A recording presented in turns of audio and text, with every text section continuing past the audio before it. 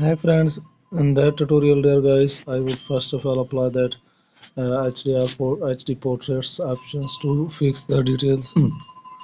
So guys, here we could see that her details have been fixed at that point, and now guys, we would apply some other beauty tips on the pictures. Like here I have to apply that lipstick, as well as guys on that point I would apply that skin tone options on the image.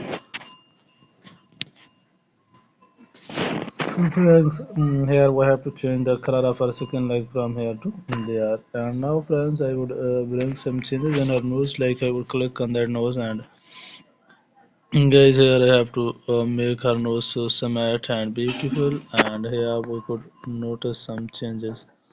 And at that point we could also do that thing. So friends, that thing have been done. Thanks for